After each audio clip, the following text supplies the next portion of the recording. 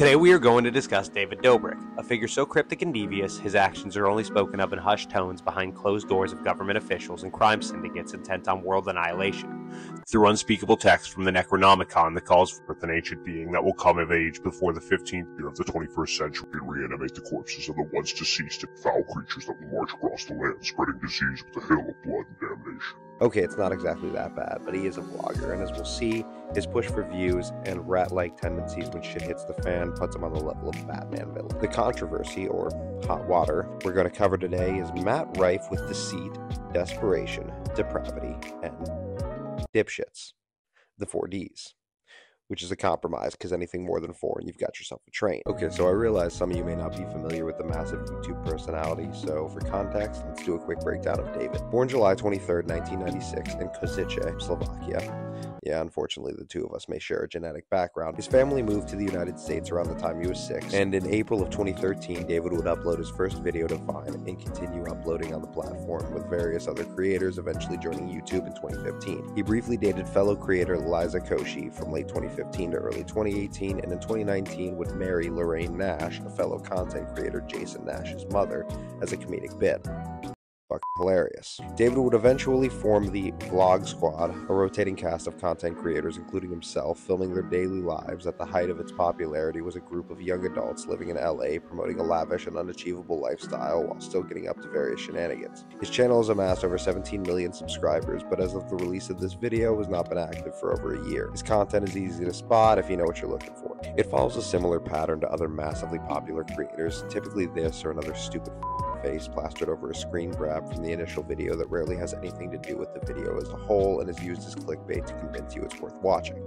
It's not. Now that's out of the way, let's discuss what David thought was acceptable to share with his audience and what he would later hide or remove to avoid accountability. Also, subscribe for more of my shit. On May 18th of 2017, David would post a Snapchat inviting females 18 and over to be extras in a video he was filming. This would be the start towards a series of events that would leave viewers wondering if this was a dark path David and company would set upon for the sake of clicks, or the cold reality behind the Vlog Squad beginning to unravel. A fan of Dobrik's would respond to a post for what she would later recount was a video about Dirty Dom, a member of the Vlog Squad at the time and most likely suspect in a lineup to get charged for selling PCP to preschoolers. Hell, Harvey Weinstein had a better chance of relying on his looks. But as they say, don't judge a book by its assault allegations. The victim and her friends would act as extras in a video in which Dom is in need of a sex intervention.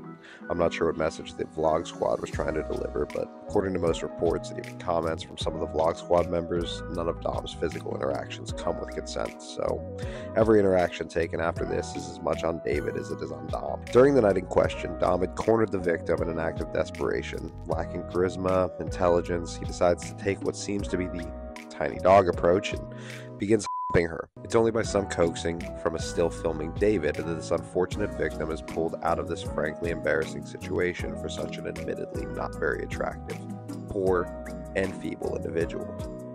Also the victim. Things go from backhanded comments about gender superiority and something dissolving in your rum and coke to taking an evening trip in a trunk of an unfamiliar car levels of terror in no time when only a year later, November of 2018, the Knob Squad would upload another now deleted video in which Dom decides he's going to have a 5-some. Unfortunately, he lacks charm, personality, confidence, and was cursed with the face from a children's stranger danger awareness video. Dom would announce that he's invited some girls over, assumably hoping his celebrity lineup of friends and some alcohol would make up for his lack of a spine or charismatic bone in his body. Things escalate after Dobrik requests that the other members purchase alcohol that the women would be encouraged to consume. 2 unlucky girls would find themselves behind closed doors with Dom while Dobrik films outside the room, and other members of the felony squad peek inside and give us unnecessary updates and a poor attempt at humor. One of the girls involved would later confirm that she was pressured into drinking and beyond the point of coherent thought or basic motor functions. Herself and her friend were led into a room by Dom that she would later state was against what she wanted and was capable of deciding. This would all culminate in a tragic event that would leave a victim reeling from 3 inches worth of trauma, demoralization, and vulnerability.